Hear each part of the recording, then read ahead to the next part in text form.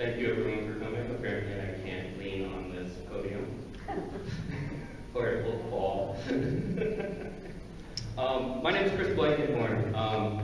I just returned on Monday from the presidential nominating convention of the Green Party, where I was a delegate for Jill Stein. I was also the reporter for the Illinois delegation. So I was the one who stood there and cast our votes. In addition to that, I am an alternate delegate to the Green Party of the United States National Committee, a member of the Youth Caucus, and organizer for the local Sangamo Valley Green Party. And as of Saturday, I am a national co-chair for the Green Party of the United States. So I'm a member of the National Steering Committee. I am the only youth member of the committee, which is made up of 9 members, 7 co-chairs, and a treasurer and a secretary. I'm also the only member of the only Midwesterner on the committee now. So that was a Saturday was a pretty awesome day. we had our nominating convention, and half an hour later I was elected. So I promise that most future meetings that we do like this will involve a lot less of me talking. This is, the nature of this is a debrief on the nominating convention, and then after that, hopefully some of the other local Sangamo Valley Green Party organizers will come up and we can try to answer some questions about the Green Party and Jill, both nationally and how to get involved locally, as we are just trying to reboot our local. It died in 2012.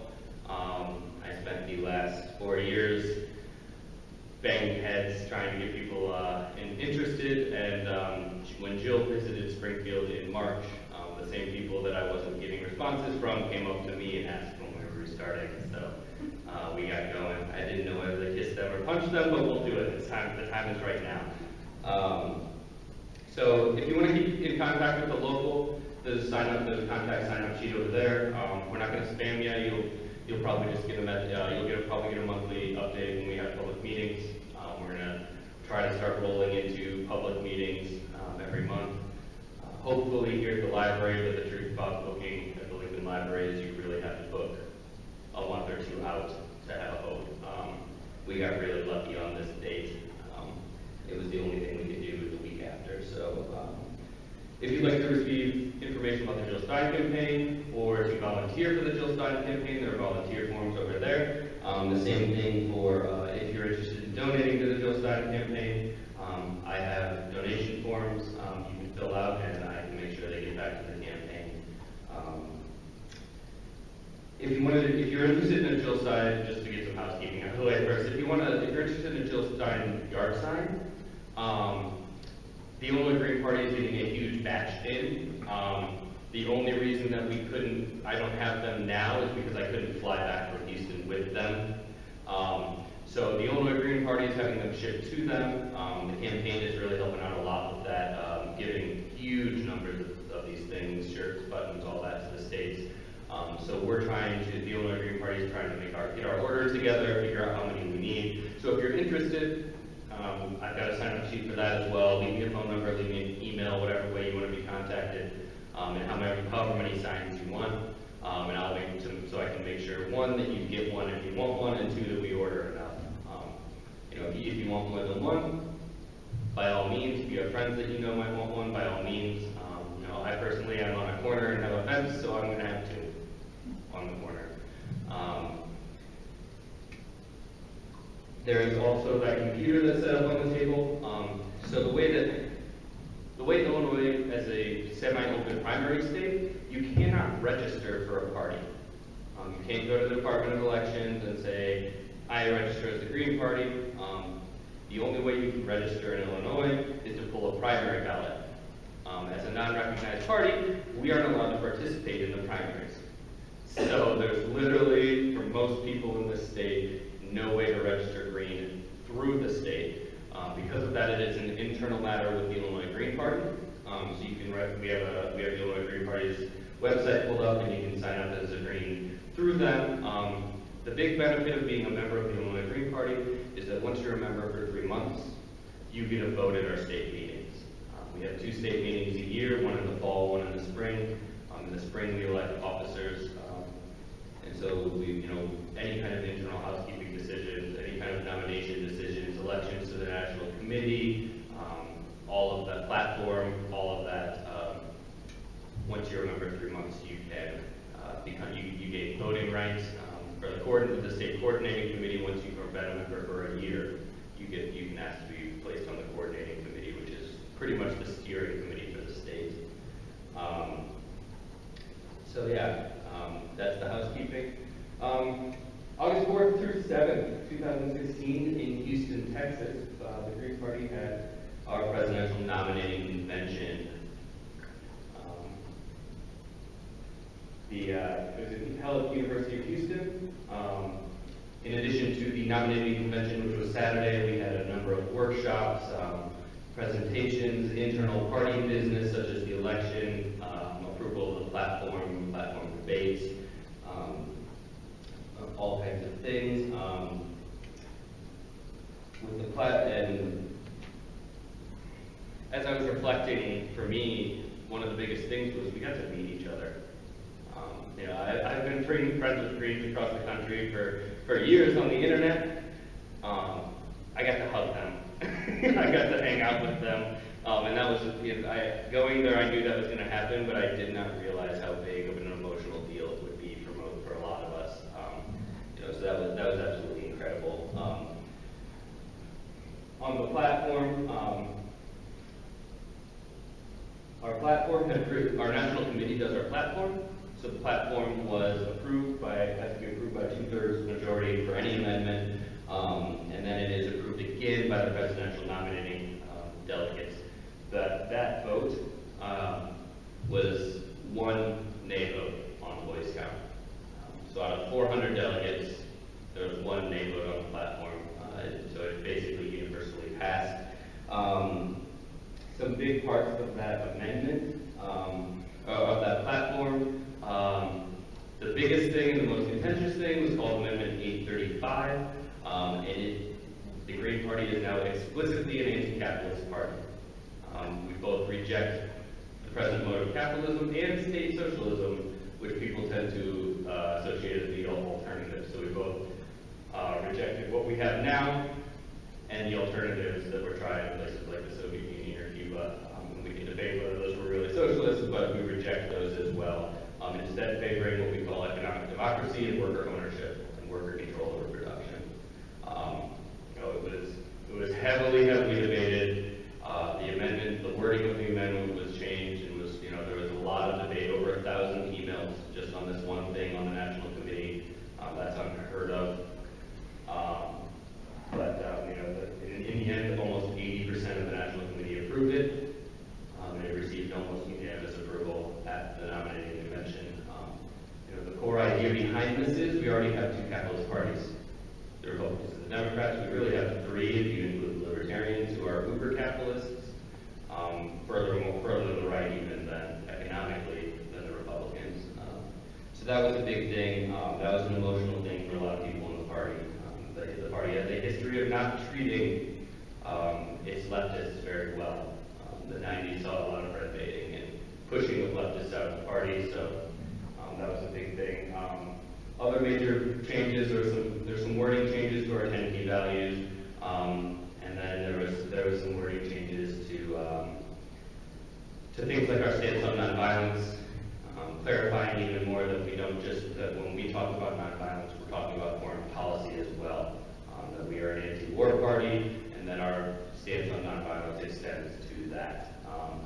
We also changed some stuff in our health section, so whenever you see people like Dan Savage saying that we support homeopathy, that language is gone.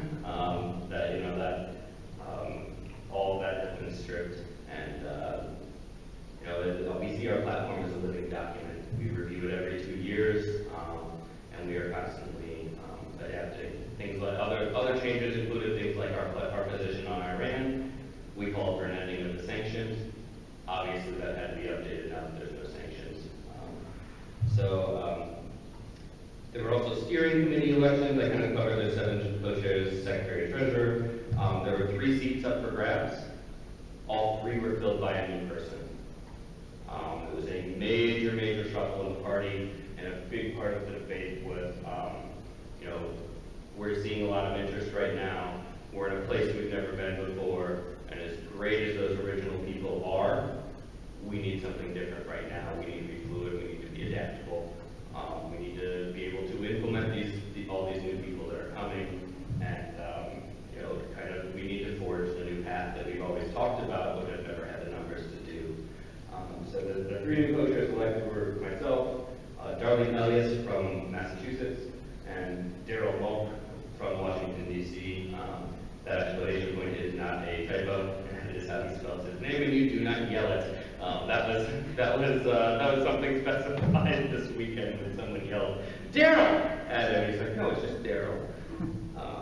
You know, so the presidential nominating convention.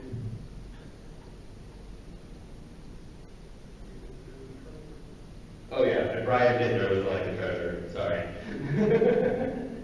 The convention was held in the theater. It was hosted by honorary co-chairs James Lane and Dr. Margaret Flowers. Dr. Margaret Flowers is a U.S. House candidate. Senate. She's a U.S. Senate candidate. She made news a couple months ago when she attended a debate that she was originally invited to. Then, less than a week before the debate, they decided to revoke her invite, and she said no. She came anyway, and she was forcibly removed from the debate. She walked on stage, and the cops removed her. You know, so that's a little insight to what third parties face. You know, they are absolutely opposed to even our presence, and they will use any tactics necessary, regardless of any allegiance they might have in democracy. The speakers include most of the presidential candidates. This was one of the most powerful things I've ever seen. The day before our convention was the anniversary of the Hiroshima bombing. So there were 3 Japanese activists. We can't turn these lights down without turning me down. I apologize. Constraints of the venue. But there are 3 Japanese activists who read a series of poems that were accompanied by art behind them. It was extremely moving, and you know, very much set the tone for the convention. So almost all, the Green Party had 5 official candidates recognized in the presidential nominating convention. I just lost my mic.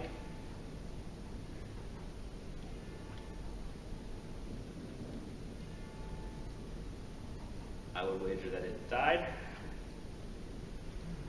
You're just as loud without it. Yeah, low battery. So, okay, teacher voice time. A little about me. I am a Montessori teacher with 3 to 6 year olds. So when I need to project, I can. So we had 5 presidential candidates. All but one were present at the nominating convention. Daryl Cherney, he's an Earth First activist.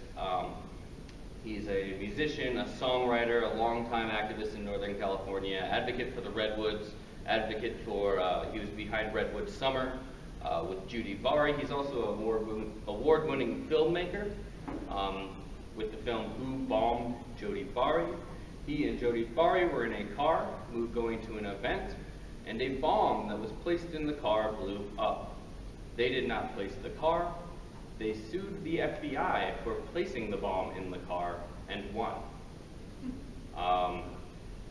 So, you know, he is a longtime activist, an incredible man.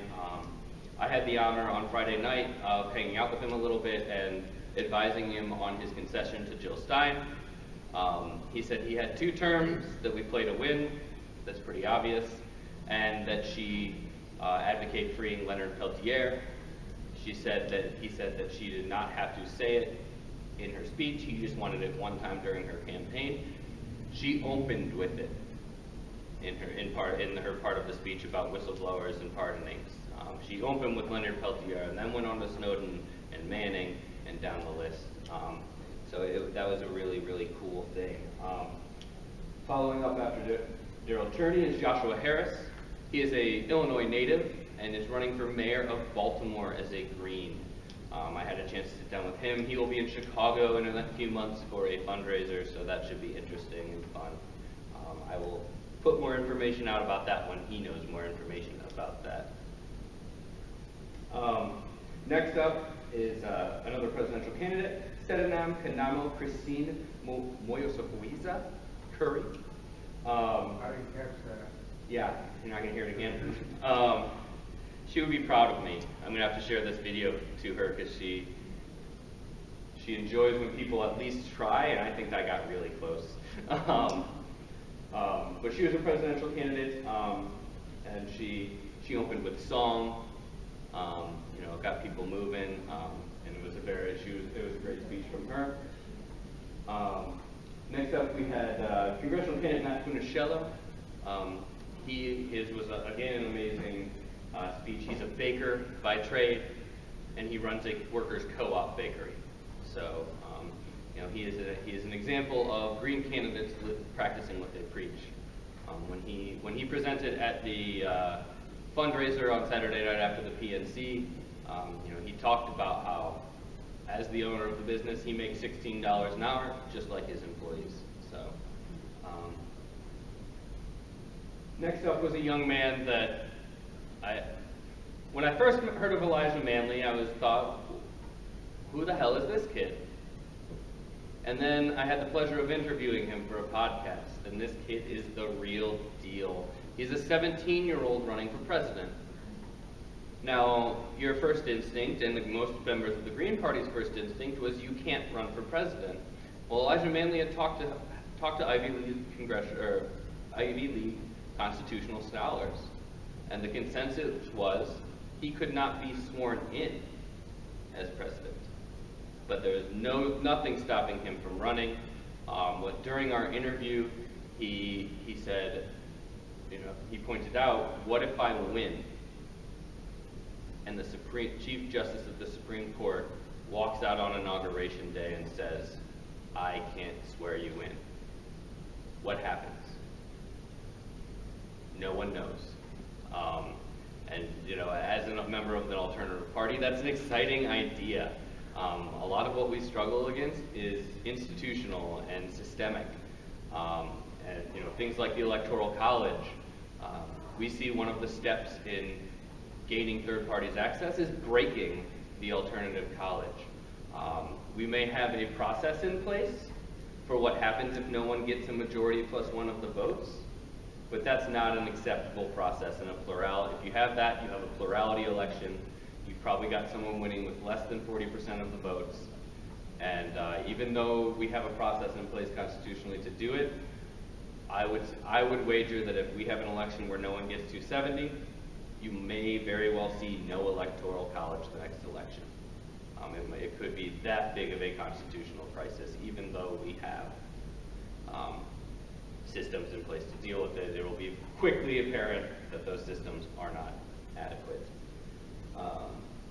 Next up was Dr. Kent Mesplay, another presidential candidate. He was I believe a water conservation district overseer in California, and has been a long time Green Party advocate. Has ran for president a few times. We had the pleasure of talking to him. One of the things I loved about his campaign, and something that I think that the Green Party really needs to pick up on, is our issues are not fringe, they are not radical. They're majoritarian issues. The only way they're fringe or radical is if you let the Republicans and Democrats define what that is. The only way that we're fringe is if the Republicans and Democrats are normal. If drone bombings that kill more than, with a record of 90% innocent kills, if that's normal, then we're fringe. But every green I know says that should not be the normal. Universal health care in America is treated like a fringe issue. We're the only developed country, one of the only developed countries in the world that doesn't have it. And when you look at polling data on it, it's not a fringe issue. It's only a fringe issue in the Houses of Congress. One of the things that having the opportunity to interview all these candidates brought to my attention is that I haven't talked to a single third-party candidate yet that I don't think has something important to say and an important contribution to make. We may not win, but we should not be ignored because we have very, very important critiques and analyses and policy suggestions that should be taken into the national discourse and are not. Next up, we have Supreme Court Justice candidate Rodolfo Rivera Munoz. In Texas, the Supreme Court is elected, and he is a candidate for seat 3. He's an indigenous rights activist and has been threatened with being jailed and for contempt of court if he continues filing jurisdictional grievances on behalf of indigenous people. After Rodolfo, Jill came out and talked for a couple minutes. I remember a big deal being made about Trump speaking before he spoke. From my understanding, this is pretty normal with the Green Party, where we don't wait until that last second. She came and addressed the crowd. Yes, next up is Yane Nadio. If you haven't seen Yane, you need to see Yane. She first came to prominence as a Bernie supporter, and what really threw her into prominence, into the spotlight, was an interview she did with CNN about student debt, and she leveled the building and found herself a progressive superstar like that. She came on stage here, and she opened with, "Stand up if you're a racist." And when less than 10% of the people stood up, she said, if you've been raised in our white supremacist system, if you work in our white supremacist economy, you are a racist. I'm a racist. We're all racist. It's something we cannot get away from, and it's something we need to address. Incredibly powerful opening. She was the only person that said, I'm not standing at this podium. And then I had the pleasure of being with her in a meeting with Bernie or Busters after the event. Next up was Martina Salinas, who is a Texas Railroad Commissioner candidate. She rightfully said, I don't know how you followed that. And she gave a great speech, but there's clips of Yane, and I just got back Monday night, so I haven't gotten a chance to go in and cut up video, but the Sangamon Valley Green Party will be sharing her speech in full, and I'd have to repeat, you gotta see it. It was fire. It was one of the best political speeches I've ever seen in the time of 5 minutes. So, following up was Dr. Cornel West. I had the pleasure, let's see, if I am Dr. Cornel West, I was sitting where Jacob was sitting. So every picture you've seen here, except for the picture of the University of Houston Student Center, were ones that I took from the crowd. The way that Dr. West has transitioned and thrown full support behind the Green Party has been incredible. It was an incredibly powerful speech, about love, and that's what politics is.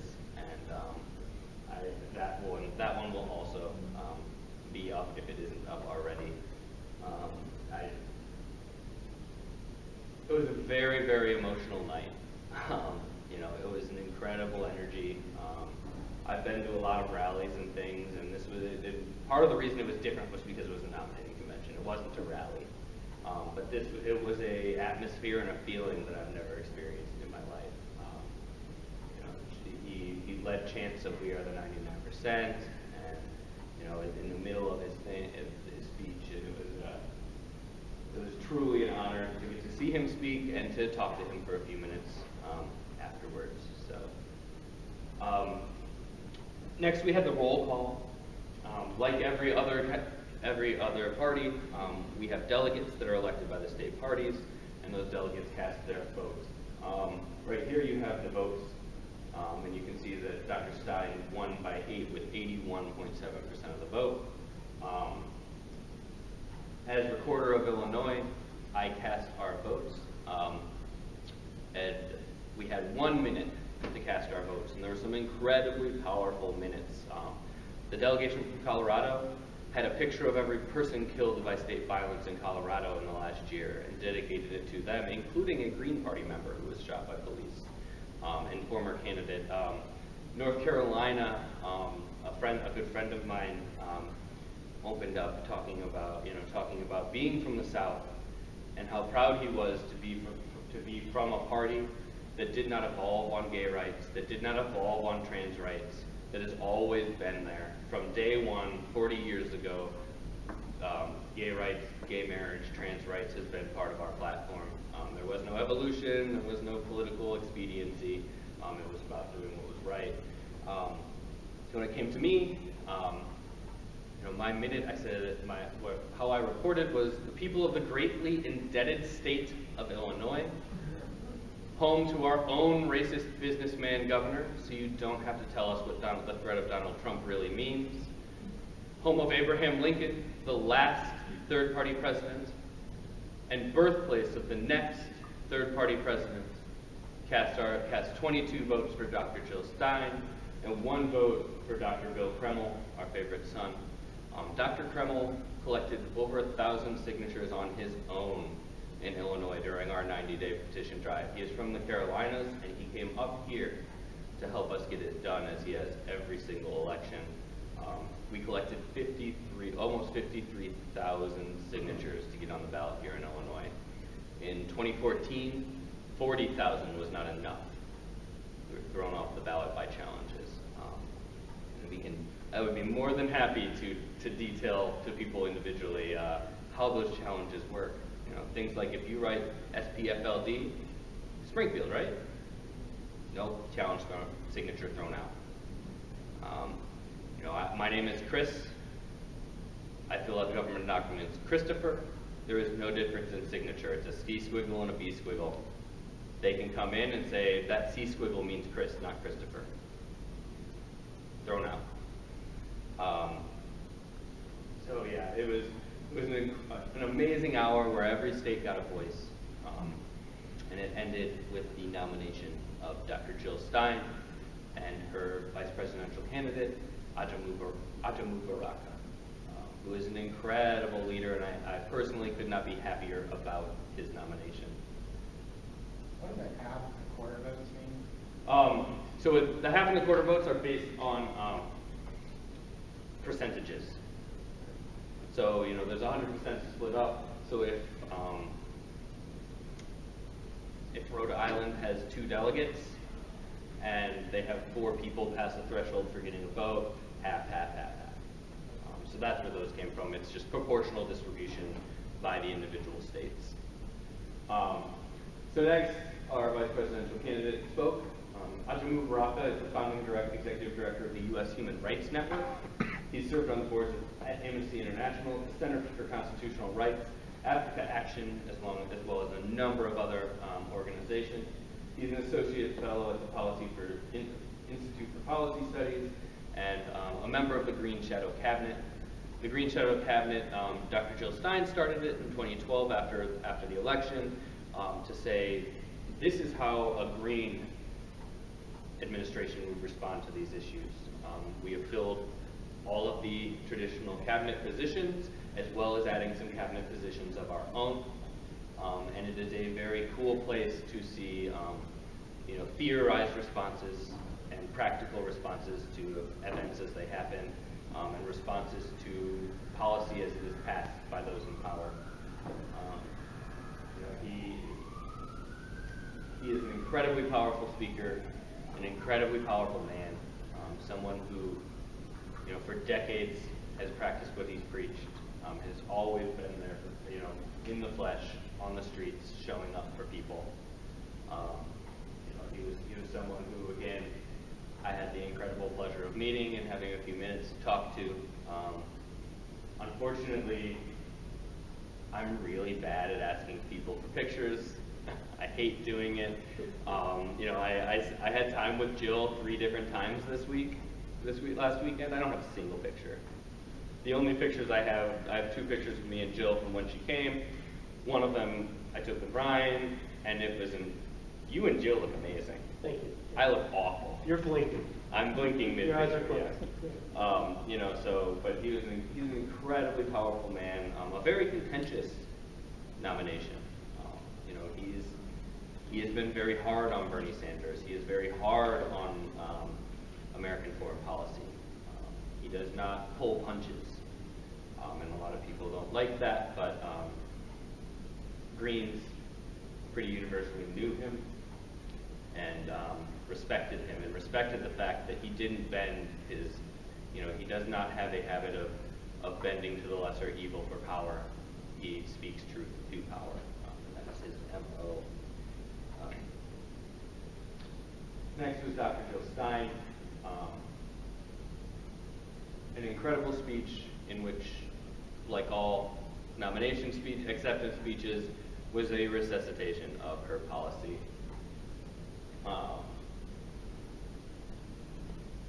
So, you know, just a little bit of the power of the people plan. You know, we are in an ecological crisis. Slow change will not solve it. We don't have time for slow change. We need by 2030, we need 100% clean energy. That is possible if we get moving. She talks about how in the New Deal, we mobilized to fight a war. We completely retooled our economy in the matter of months. That's where we are right now. We have an ecological, an economic, and a social crisis on our hands, a political crisis on our hands, and the only way we deal with it is what we call the Green New Deal, is by retooling completely our economy. And it will not be easy, and it will include some pain, and there will be a lot of people who will fight tooth and nail to keep their positions of privilege. You know, that's something that we are fully understanding. Support of labor, support of workers, support of unions, end poverty, universal child care, health care as a human right, universal education. She goes a step beyond Bernie Sanders' platform and says abolish student debt. There are 43 million people in this country that are suffering under student debt. If you were in here when the videos were playing earlier, you could hear her say, you know, we bailed out the crooks on Wall Street to the tune of trillions of dollars, and we did it without the approval of Congress.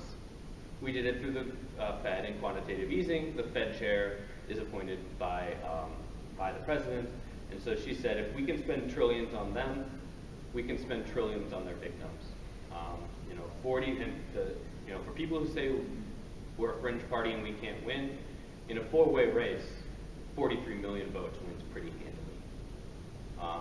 You know, it's a big, big thing. Is there anyone here who has student debt? About half the people. I am incredibly lucky enough to have mine paid off, but you know, it's a huge issue. It's one of the things that's majorly bogging down our economy right now. You know, as a student, we were told it's your duty to go get a college education and contribute to our economy. And then we graduated with a huge load of debt and found out, well, what economy? What jobs? You know, over the last decades, both parties have fully endorsed the destruction of our economy, the outsourcing of careers, and replacing them with service jobs. And right now, we have a Democratic administration that wants more free trade deals, not less. That is another major point of Jill Stein's ballot and the Green Party platform and the Green Party platform. Absolutely not to the TPP. We suffered under NAFTA. We suffered under CAFTA. We can't afford another one. You know, $15 minimum wage. We need a living wage, and our minimum wage laws, when you read them, wanted a living wage. They didn't use that word, but when you read the text, they weren't talking about the bare minimum. They were talking about something that people could live on. Unfortunately, the people in power didn't see it that way. We need to break up the big banks. We need to protect human rights. We need to stop deportations and raids. You know, one of the things she said about the Democratic Party is the Democratic Party is home to night raids and deportations. That's what they do. You know, I have one of the other co-chairs is a Hispanic indigenous woman, and so she is one to quickly counter the idea that, you know, Hispanics can't afford Trump. They can't afford Obama. They can't afford, you know, another friend of mine, his partner is back in Colombia renewing her visa, but she said earlier this week, some of us already live in Trump's America. And that's a big sticking point. You know, people, you know, when we vote for the lesser of two evils, we get evil. And right now we have a president, a Democratic president, who has increased the scale of war, increased the scale of deportations, who has prosecuted more whistleblowers than every president in the history of the United States combined. We need to protect LGBTQ rights. We need massive criminal justice reforms, including demilitarization of the police. Protect internet freedom. We talked about whistleblowers a little bit, and she identified those directly in her speech. She has said in the past, not only does she consider Edward Snowden a hero, and would she pardon him if elected, but he would be in her cabinet if elected. We need to cut military spending. 54% of our discretionary budget goes to war. 54% of the amount of money that we get to choose that isn't already dedicated to Social Security or Medicare. We have a small, you know, we already take a small slice of the pie that we can decide on, and both parties consistently decide on war. A common thing that people ask us is, how are you going to pay for all this? Right there. 50% cut to the U.S. military, and a refocus on the National Guard as a defensive force, a revitalization of the National Guard as a defensive force, and a retooling of the institution of the military that makes it so it is hard for us to go on the offensive, that it's hard for us to occupy another country, that instead we focus on ourselves and defending ourselves. You know, that includes the ending of the drone program. As I kind of mentioned earlier, statistics show that over 90% of those killed by drones weren't the target. And Dr. Stein has said a few times, fighting terrorism is an oxymoron. We create more terrorism, exponentially more terrorism, by fighting it. So one thing that pops in my head is a few months ago there were 3 drone attacks in Afghanistan. And so a village elder who we were targeting was going to settle a land dispute. So we hit his convoy, 11 people dead. One of them was the target, 11 people dead. We call that collateral damage. The administration calls it collateral damage. They chose to murder those people. That's premeditated murder. So 11 people dead. 2 people walk around the corner to see what happens. Gone. 3 people come and try to pick up the bodies. Gone. We killed 17 people. One of them was our target. That's 16 people who have a legitimate reason to hate us. A legitimate reason to hate us. We killed their family. And it doesn't matter how we frame their family. They have family, they have friends, they have loved ones that are now dead. So to get one person, we killed 17, and we exponentially increased the enemies of the United States. This is what we get from our foreign policy. We are by far the largest creators of terrorism in the world. Look at the problems of ISIS. Almost every issue, the rise of ISIS can in so many ways directly be drawn back to us. Whether it be looking at the original Iraq war, where we destabilized the entire region, when we pulled out of a destabilized region without properly investing in that region, when we said when we dismantled the Iraqi army, creating the power vacuum, when we decided we were going to fund some groups and not others, those weapons ended up in the hands of ISIS.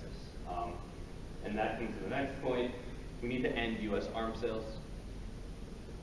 We are the people who are arming all sides of these wars. We like to talk bad about Assad. We love this. We didn't love him, but we had no problems with Assad for a long, long time. Same with Mubarak. We took a hard line on Mubarak once the revolution started, and we ignored the fact that we'd supported Mubarak for decades because he wasn't screaming about Israel. We saw him as a lesser evil. We endorsed him even though we knew he was a dictator. One of the things that Bernie Sanders pushed was that we need to be funding Saudi Arabia, and we need to get the Arab countries involved. Our response to that is Saudi Arabia is one of the worst human rights violators in the world. We don't need to give them more money. We don't need to give them more arms. When you look at Yemen, the proxy war in Yemen between us and Iran, they're our proxy. They're the ones who are murdering. And from our point of view, if you don't eliminate the war crime, you didn't make a positive gain. Just because we paid for the war crime instead of committed it, there's still a war crime. There's still dead bodies. And then on to kind of things that we see as barriers to our success. We need to end the first past the post system. We need to institute ranked choice voting. That way the idea of spoilers is gone. In ranked choice voting, you vote for number 1, you vote for number 2, you vote for number 3. If your number 1 doesn't win, who's your number 2? Bounces down. There are many, many other systems that we would be open to looking at, and green parties across the country are actually experimenting. I talked to someone who they experimented in their elections for their state party with 4 different systems. Everyone cast 4 votes, and afterwards they compiled them all, and they had one that was official, and the other 3 were to see how they compared. And they found ranked choice voting to be number 2, but why they kind of still favor it is because number 1 was ridiculously complex and took a long time to get working. We need to abolish the electoral college system. We need direct democracy. Right now, I have this really weird thing for the first time in my life. I voted in our primary presidential selection process for Dr. Jill Stein. I actually got to cast a vote on Saturday, like a vote that mattered. I got to cast it. I'm an electoral college delegate for Dr. Jill Stein as well. If things go how we hope they go, for the first time in my life, I'll get to vote. Every time I voted this election will actually be a vote. And that's wrong. That's a complete affront to democracy. And you can look at numerous times in our history that it hasn't played out well. We need to end corporate personhood, and that is a very difficult thing to do. It's going to take a constitutional amendment. You cannot, the president can't order the Supreme Court to change their decision. You can't pass a law overriding a Supreme Court decision. So that's going to have to be a hard-fought thing. And the Green Party has been heavily involved in Move to Amend since Citizens United decision came down.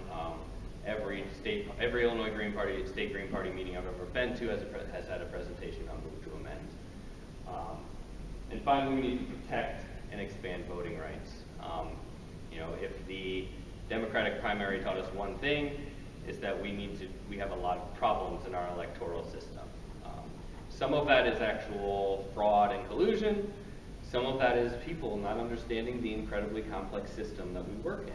I was talking to someone earlier. Every state in the union has a different policy on how they do their elections. Every state. So something that would go fine here won't work in Missouri. That's intentional. That's to make it hard to resist those in power. Things like the outrage over the closed primary system in New York. That's a little less fraud and a little more not knowing what you're getting into, because that's a decades-old closed primary system. So our laws are also built to stop new voters, to keep it the same old group voting, the people who've been registered for 20 years. Our electoral system is more of a barrier to democracy than a facilitator of democracy.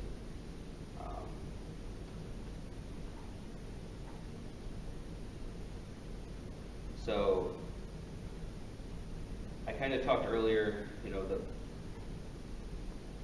when I was reflecting about this, the idea of meeting people was amazing. I'm sure Andrew had the same experience in Philadelphia. I'm sure there were people from around the country that you knew online, that you considered a friend, a comrade, but you'd never met them.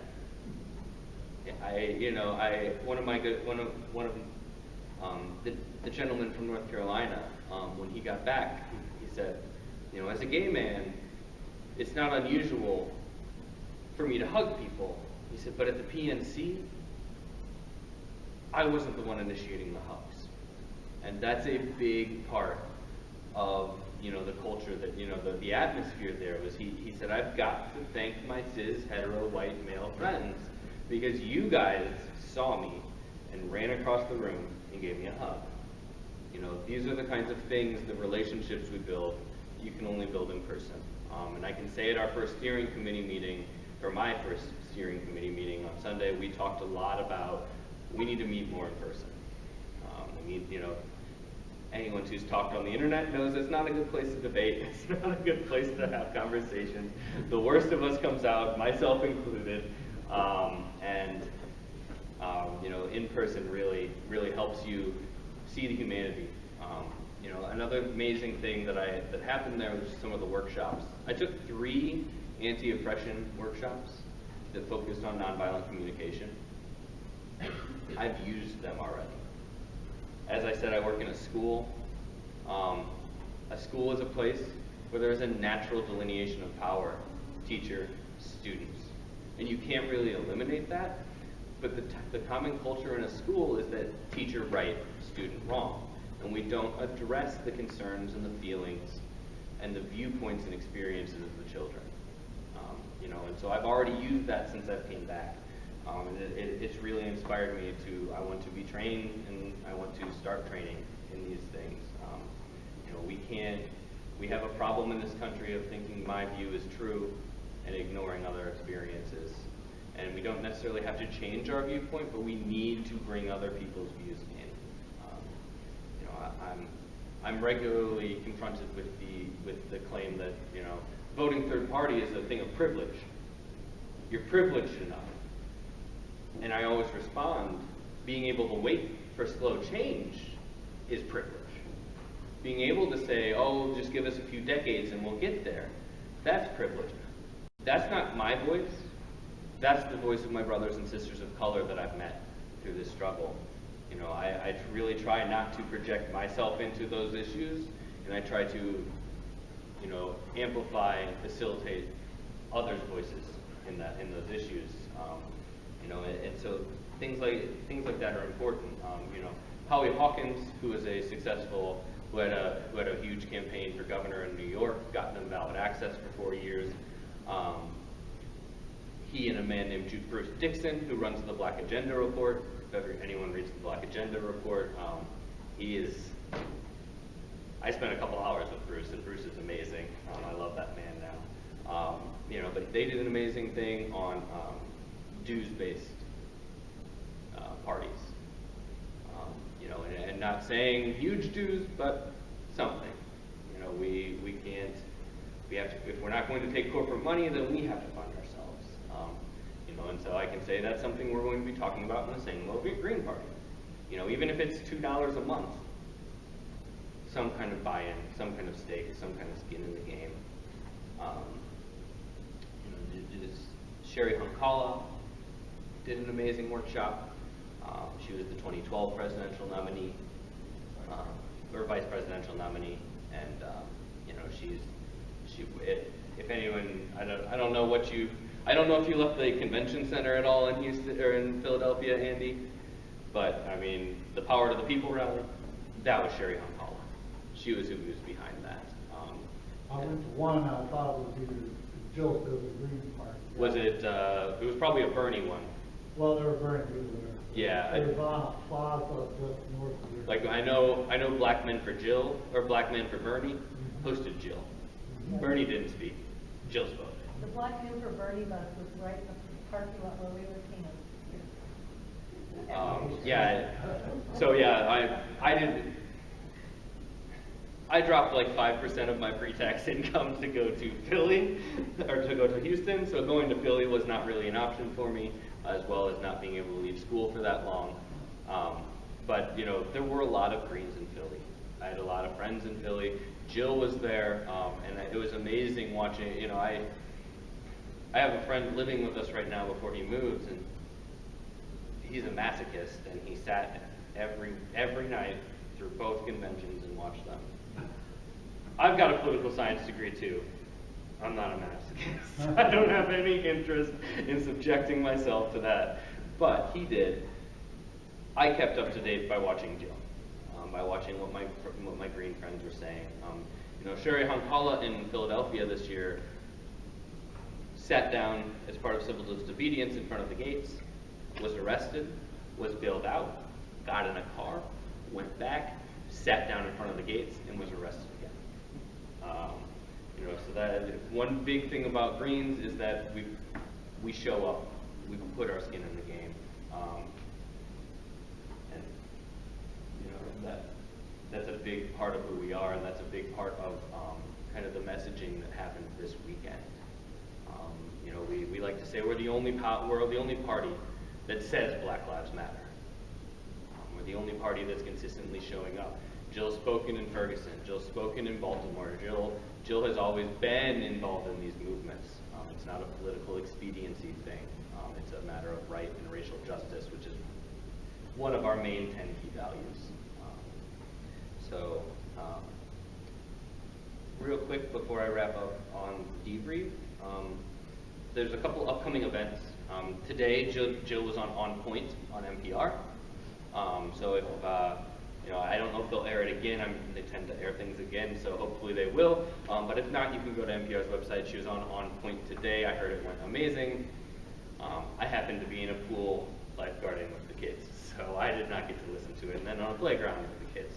On Wednesday, a week from today, August 17th at 9 p.m. Eastern, Jill and Ajamu Baraka will be doing a CNN town hall, where members of the audience will be asking questions. You know, and it's going to be a big event for us and our exposure. On Saturday, September 17th, so she'll be on CNN on August 17th.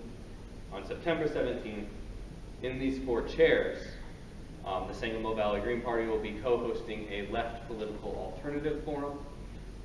I will be representing the Green Party as a co-chair. Alex Signeri, who was majorly involved in the Occupy movement here in Springfield before moving out of town and is a Socialist Party USA national co-chair, will be here representing the Socialist Party. And we have commitments from Socialist Alternative and the Party for Socialism and Liberation. So it may be Stephen Edwards, it may not be Stephen Edwards. He can't give us a commitment. We'll be doing that on September 17th right here.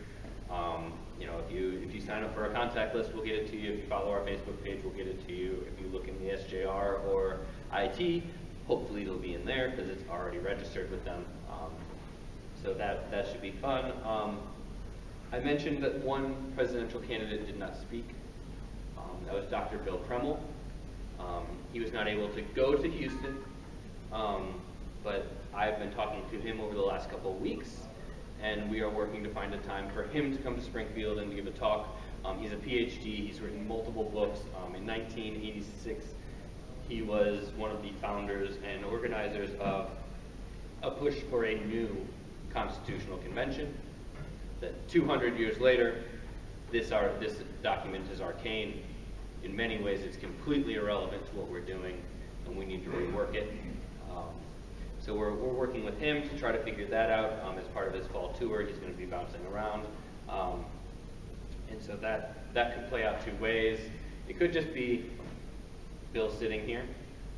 But Bill also, if people are interested, would like to, you know, give a short talk and then follow it up with a workshop. He's an incredibly brilliant man, author of so many books, and you know, he has a lot to contribute and a very powerful voice. One of the disappointments of Houston for me was that Bill was not there. And so I got to meet all these other people, and I didn't get to meet Bill in person, so we're trying to make that happen.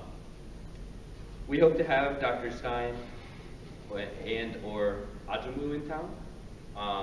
In March, Jill came in and spoke at UIS, and then did a more intimate meet and greet at the Abraham Lincoln United Unitarian congregation. It was really cool. It was great. She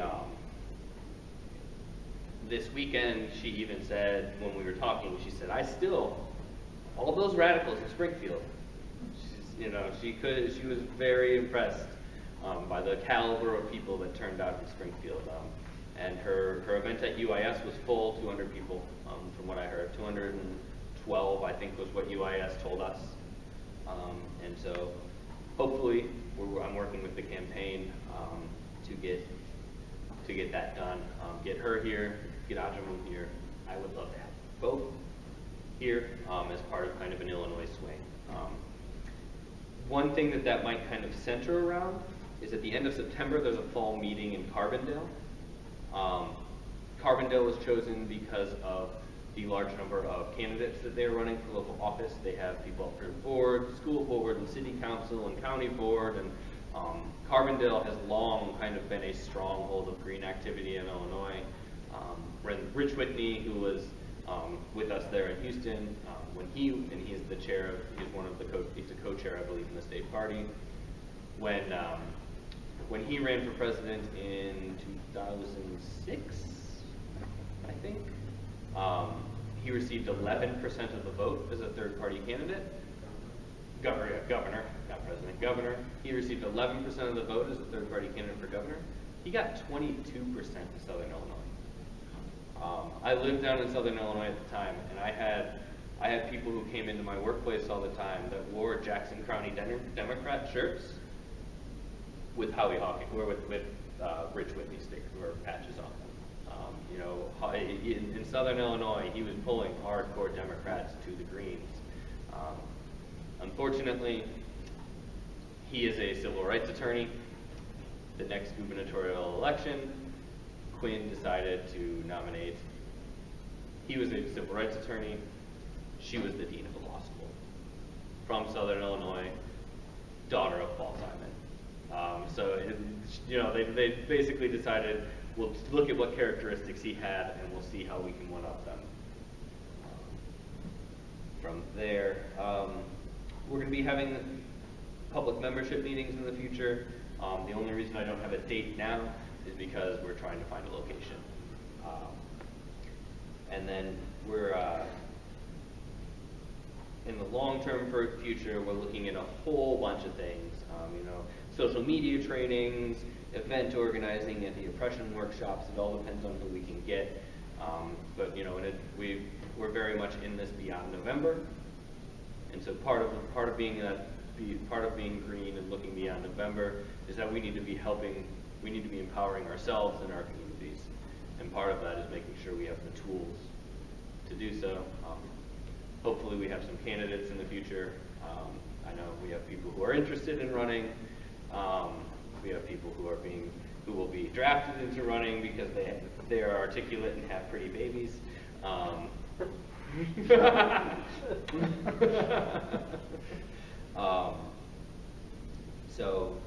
We're looking at a wide range of things. Petitioning on issues like homelessness. I'm working on getting information from the city. We've been fighting in court we've been fighting appeals in court over the panhandling ban, the unconstitutional panhandling bans that the city council passes. How much money a year do we spend on those? When we could be, instead of fighting them, putting that money into services. We spend $50,000 a year, that's it, as a city, to keep an overflow shelter open for a few months in the winter. I would wager that we are spending far more than $50,000 a year on court cases related to homelessness. A number of us in the local organizing group have worked with groups like Homeless United for Change, Faith Coalition for the Common Good, and hopefully post-November, when all the buzz is down, we can really start focusing in on some local issues like that, and move forward. Are there any questions?